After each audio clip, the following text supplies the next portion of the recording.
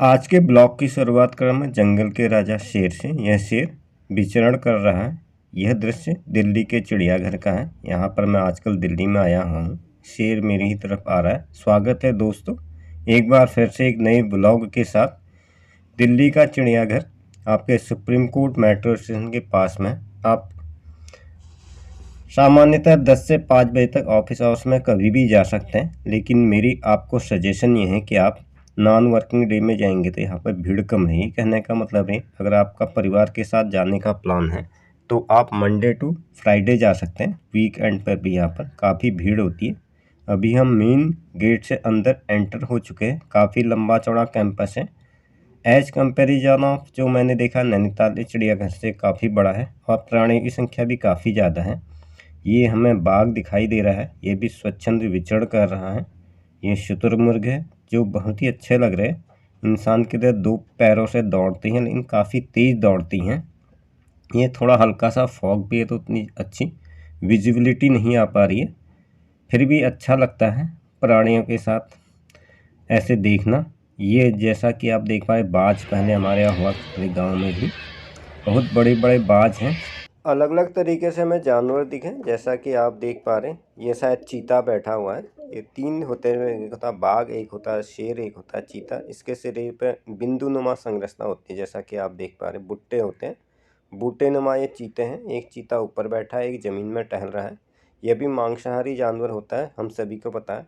यह भी स्वच्छंद विचरण कर रहा है। फिर भी मुझे यहाँ पर काफ़ी ज़्यादा वाइल्ड एनिमल दिखे एज कंपेरिजन ऑफ जहाँ पर मैं गया हूँ नैनीताल के चिड़ियाघर में। इतने ज़्यादा नहीं है, लेकिन जाड़ों के दिन है तो ये भी धूप सेकने चले जाते हैं। कम ही दिखाई देते हैं, लेकिन सुरक्षा का पूरा इंतजाम रहता है। कई गहरी खाई खोदी जाती है ताकि अचानक अटैक ना कर सके। इसके अलावा मजबूत जाली के अंदर होते हैं। कुछ चिड़ियाएँ भी देखने को मिली जिनको कांच के खिड़की पर रखा गया था, अलग अलग तरह की, जैसे हमारे घरों में होती हैं। कुछ लोग पालते भी रंग बिरंगे तोते दिखे थे। अभी तो मैं इसी के बाड़े में हूँ। इस तरह से चीता इधर उधर चल रहा है। एक जो है पेड़ पे बैठा हुआ है और एक ज़मीन पर लेफ़्ट राइट करके अपनी परेड कर रहा है, क्योंकि इनको भी नहीं मिल पाता तो क्या ही करेंगे। धूप आई हुई है तो धूप के इर्द गिर्द आते हैं। ये शाही हैं, इसको हम लोकल भाषा में शौला कहते हैं। ये भी एक वाइल्ड बर्ड फैमिली का ही मेंबर होता है। इसके शरीर पर नुकीले कांटे होते हैं। जैसे कोई दूसरा इस पर अटैक करता तो फेंकता है, जैसे धनुष बाण से बाण निकाले जाते हैं। ब्लैक एंड वाइट कलर के इसके पंख होते हैं। पंख नहीं है, मजबूत बाल होते हैं। इनका इस्तेमाल ये आत्मरक्षा के लिए करता है। इस समय इन बेचारों को ठंड लगी है तो अपने बिल में सिर डाल करके बैठे हुए हैं।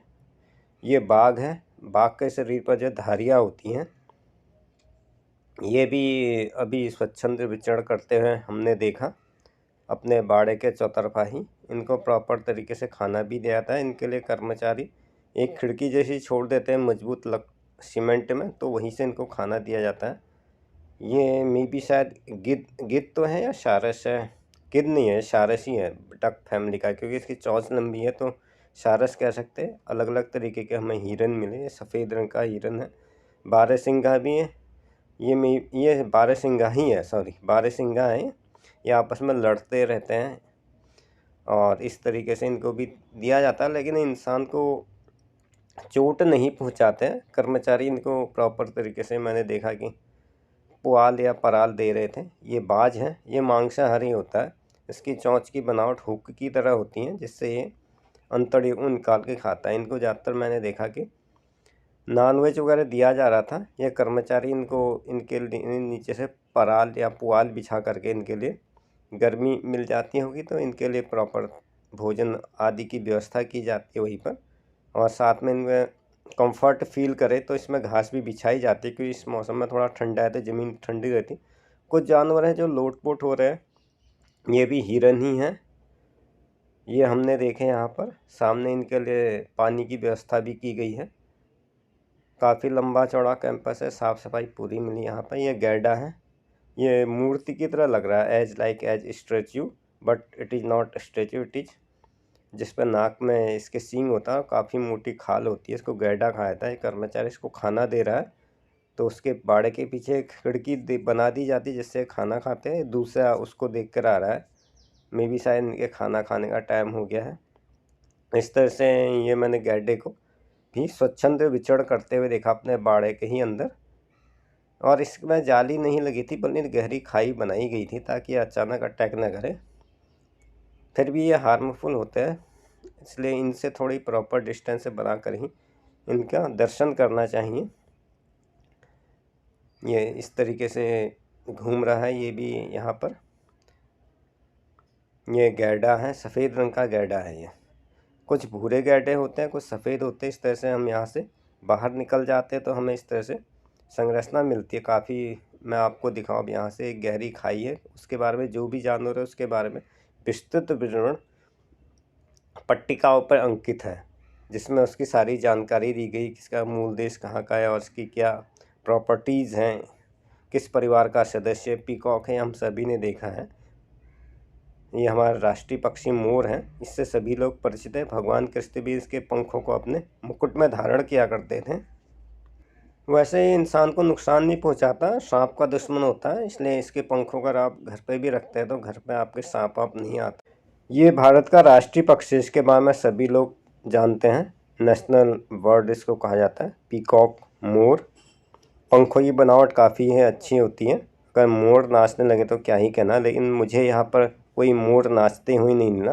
फिलहाल इस तरीके से इनको खाना दिया जाता है, इस तरह से प्लेटफॉर्म टाइप का बना रखा है। इसमें काला लंगूर है, मैं भी शायद इसका क्या नाम मुझे नहीं पता, लेकिन भोजन का समय हो गया तो अपने बाड़े में इस तरह से चला जाता है।